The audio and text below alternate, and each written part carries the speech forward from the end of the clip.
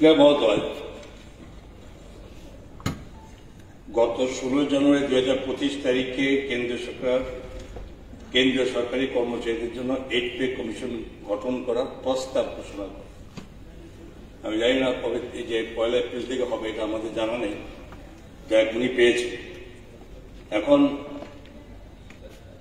এটা এখন পর্যন্ত কেন্দ্রীয় সরকারের প্রস্তাব নিয়েছেন, করা হয়নি। দ্বিতীয়ত, ভারতবর্ষের কোন রাজ্যই এখন 8 পে কমিশন নিয়ে কোনো রকমভাবে চূড়ান্ত পর্যায়ে যায়নি। তো আমি ওনাকে বলেছি যে কর্মচারীদের স্বার্থে এটা কেন্দ্রীয় সরকার কেন্দ্রীয় কর্মচারীদের জন্য ঘোষণা করে, উনি এটা ঘোষণা রেখেছেন। আমরা তো বলেছি আমাদের বিবেচনাধীন, আমরা এটার বাইরে নয়।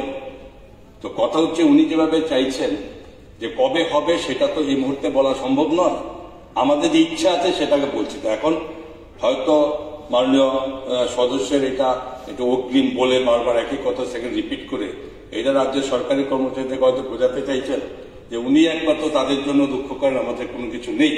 তো আমি আবারও বলি সভাকে আপনার মাধ্যমে যে এই প্রস্তাব কেন্দ্রীয় সরকার ঘোষণা করেছেন, রাজ্য সরকারও এই ব্যাপারে বিবেচনাধীন আছে, তার বাইরে নেই। সময়ের সঙ্গে সঙ্গে সেটা ভেবে চিন্তা করে করা যায়।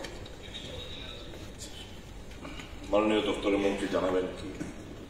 সদস্য অর্থ কমিশন 31শে অক্টোবর 2025